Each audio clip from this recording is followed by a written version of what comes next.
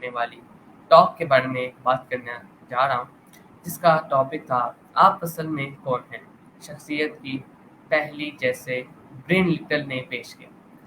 ہم سب اکثر خود کو ایک جملے میں ڈیفائن کرنے کی کوشش کرتے ہیں، جیسے میں انٹروورٹ ہوں، میں ایکسٹروورٹ ہوں، یا میں بڑا ذمہ دار ہوں، لیکن حقیقت یہ ہے کہ انسان کی شخصیت اتنی سادہ نہیں۔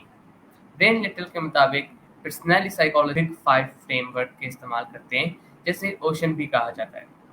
فرسٹ آف آل اوپننس، کھلا پن، سیکنڈ کانسینٹینس، ذمہ داری، ایکسٹروورژن ہونا، ایگریبلنس، ہم آہنگی، نرم مزاجی، نیوروٹزم، جذباتی عدم استحکام۔ یہ ٹریٹس کسی حد تک تو ہمیں ڈیفائن کرتے ہیں، یہ بتاتے ہیں کہ ہم عام طور پر کیسا رویہ رکھتے ہیں، لیکن یہ ہماری پوری حقیقت نہیں ہے۔ لٹل ایک دلچسپ خیال پیش کرتے ہیں، جیسے وہ فری ٹریٹس کہتے ہیں، یعنی بعض اوقات ہم اپنے اصل ٹریٹ سے ہٹ کر مختلف طریقے سے عمل کرتے ہیں۔ ایک شخص جو عام طور پر انٹروورٹ ہے، وہ اپنی فیملی یا دوستوں کے لیے ایک تقریر میں کھل کر بول سکتا ہے، یا کوئی جو عام طور پر ریزروڈ ہے، وہ ایک پروجیکٹ کی خاطر لیڈرشپ کا کردار ادا کر سکتا ہے۔ یہ فری ٹریٹس یہ ثابت کرتے ہیں کہ ہماری شخصیت بالکل ریگڈ نہیں ہے، اپنی حدود سے باہر بھی نکل سکتے ہیں۔ برین لٹل کہتے ہیں کہ ہماری شخصیت 3 نیچر سے مل کر بنتی ہے۔ فرسٹ آف آل بایوجینک نیچر، ہماری حیاتاتی بایولوجیکل بنیاد، یعنی ہمارا دماغ اور اعصابی نظام کس طرح کام کرتا ہے۔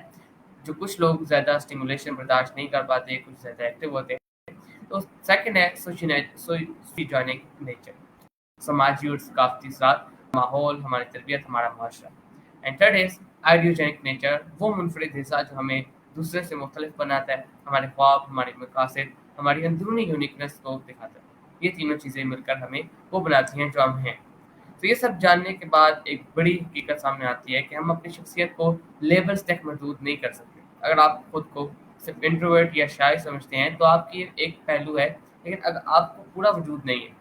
اگر آپ خود کو انسان کے پاس یہ ذاتی ہے کہ وہ اپنی زندگی کے مقصد، حالات یا دوسروں کی خاطر فری ٹریٹس اختیار کرے۔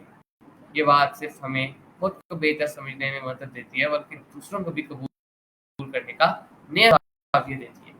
ہم جلد جج کرنے کے بجائے یہ سوچ سکتے ہیں کہ شاید والا شخص اپنی اصل شخصیت سے ہٹ کر کسی مقصد کے لیے رویہ اختیار کر رہا ہو۔